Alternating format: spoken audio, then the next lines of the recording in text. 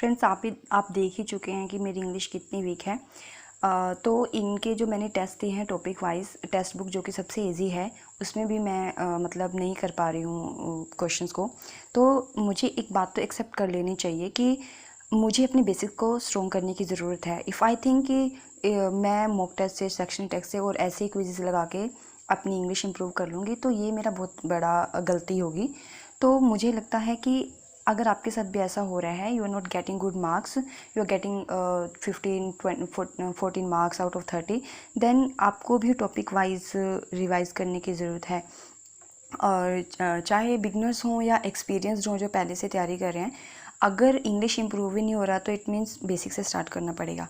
तो फ्रेंड्स, ये मेरी स्ट्रेटजी है और मेरे सोर्सेज हैं जहाँ से मैं कर रही हूँ। आप भी फॉलो कर सकते हैं और आप मुझे कमेंट करके सजेस्ट कर सकते हैं कि कैसे और मैं अपनी इंग्लिश को मतलब मैं कैसे इम्प्रूव करूँ। तो I need your supports, your suggestions friends. तो प्लीज़ आप ज़रूर कीजिएगा। तो friends, what is my strategy to improve my English is, सबसे पहले ग्रामर आता है। ग्रामर में एरर स्पॉटिंग में मेरा मैक्सिमम गलत हो जा रहा है। चाहे मैं टॉपिक वाइज कर रही हूँ, मैंने मेंस का भी दिया था इंग्लिश एरर, तो वो भी मेरा नहीं ठीक जा रहा था। तो मुझे ग्रामर पे काम करने की ज़रूरत है। तो मैंने क्या सोचा है कि पहले किसी भी इन टॉपिक में से किसी की भी रूल पढ़ने से पहले मैं इनके क्वेश्चंस की प्रैक्टिस करूँगी, ताकि जब मैं इनके रूल्स पढ़ूँ तो मैं उनको अच्छे से ग्रैब कर पाऊँ। तो इसके लिए मैंने जो सोर्स देखा है, तरुण ग्रोवर सर की एक हैं यूट्यूब पर जो इन सारे टॉपिक्स को लेके प्रैक्टिस कराते हैं। तरुण ग्रोवर सर के प्रैक्टिस की जो प्लेलिस्ट है उसको कंप्लीट करने के बाद मैं निमिषा मैम का जो 50 आवर्स का मैराथन क्लासेस वो ले रही हैं, मैं वहाँ से रूल्स करूँगी।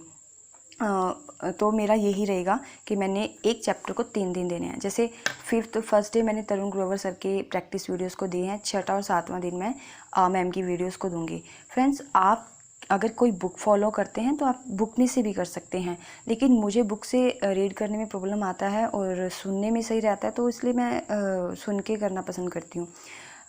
तो मैं ऐसे करूँगी, पहले मैं हर एक टॉपिक की हर एक जैसे टेंसेस हैं, एक्टिव पैसिव कुछ भी है, उनके प्रैक्टिस क्वेश्चन लगाऊंगी।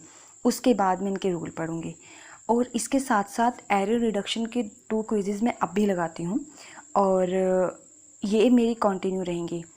उसके बाद अंडरस्टैंडिंग बेस्ड टाइप जो क्वेश्चन होते हैं, जैसे रीडिंग कॉम्प्रहेंशन, हमारे फीलर्स, क्लोज टेस्ट, इनके लिए भी ऐसा तो नहीं कर सकते कि पहले ग्रामर कंप्लीट करेंगे फिर इनको करेंगे, नहीं, इनको साथ साथ हमें लेके चलना पड़ेगा। तो द हिंदू या कोई भी रीडिंग सोर्स आपका है, आप कोई इंग्लिश की कोई सेल्फ हेल्प बुक पढ़ते हैं, कुछ भी आपका सोर्स है लेकिन इंग्लिश का होना चाहिए। और जैसे अंडरस्टैंडिंग की बात की है तो पहले रीडिंग की द हिंदू मैं पढ़ती हूँ। और द हिंदू को मेरा पढ़ने का कैसा है, ऐसा नहीं है कि मैंने एक बार में पढ़ा और पढ़ के छोड़ दिया, क्योंकि अगर आप एक बार चीज़ पढ़ते हो शायद इतना नहीं हो पाता है। तो मैं 3-4 एडिटोरियल नहीं पढ़ती हूँ, मतलब इनके पैराग्राफ नहीं पढ़ती, मैं 1 या 2 पढ़ती हूँ। तो जो मैं 1 पढ़ती हूँ वो पहले मैं ऐसे पढ़ती हूँ कि सिंपल मैंने रीडिंग ले ली और मैंने ओवरव्यू ले लिया कि इस टॉपिक में क्या है। उसके बाद उसी टाइम मैं ग्रामर चेक करती हूँ कि कहाँ कोई ग्रामर लग रही है। तो मुझे वहाँ भी फील हुआ कि मुझे ग्रामर करने की ज़रूरत है, क्योंकि मैं रूल्स फाउंड नहीं कर पा रही। आप द हिंदू में रूल्स तभी फाइंड कर पाएंगे अगर आप वो रूल्स पढ़ रहे होंगे साथ साथ। तो इसलिए मेरे को ये ज़रूरत लगी कि मुझे टॉपिक वाइज शुरू कर देना चाहिए।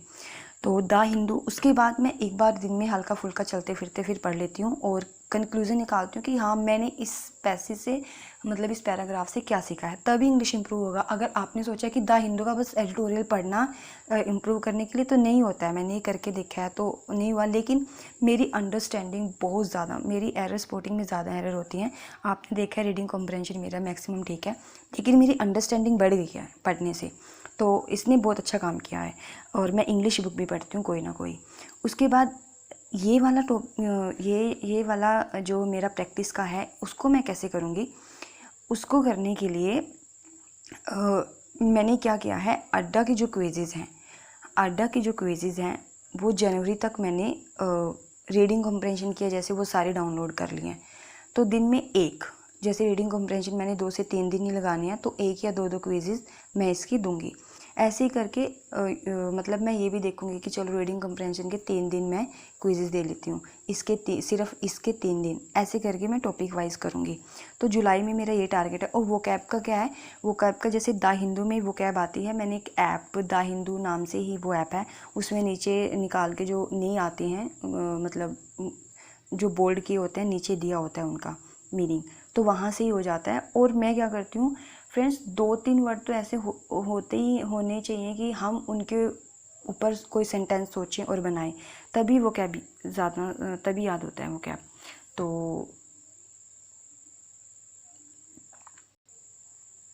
वो कैब के लिए तो मैं यही कर रही हूँ। उसके साथ साथ टॉपिक टेस्ट और सेक्शनल टेस्ट मेरे चलते रहेंगे, क्योंकि ये मैं दे रही हूँ। और मेरा मतलब जब मैंने प्रैक्टिस तैयारी शुरू की है, तो ये तो मेरा अपने आप से पहला कमिटमेंट था कि टॉपिक टेस्ट मैं एक बार ज़रूर कंप्लीट करूँगी और सेक्शनल टेस्ट भी इन्हीं के साथ साथ इम्प्रूव करूँगी। फिर देखती हूँ कि इम्प्रूवमेंट आ रहा है या नहीं आ रहा है। तो फ्रेंड्स, आप भी मेरे साथ इस चीज़ को फॉलो कर सकते हैं या अपने तरीके से फॉलो कर सकते हैं, लेकिन कंसिस्टेंसी मेंटेन रख सकते हैं हम। अगर we work together we can maintain a good consistency. तो आप भी ऐसा कर सकते हैं। अभी जुलाई के लिए तो यही स्ट्रेटजी है। फिर देखते हैं कि नेक्स्ट स्टेप क्या होगा ये करने के बाद हमारा। Thank you friends to listening me to watch this video, and please friends comment and suggest me, and main thing is please stay tuned with me. I need support. So friend, thank you very much. See you again.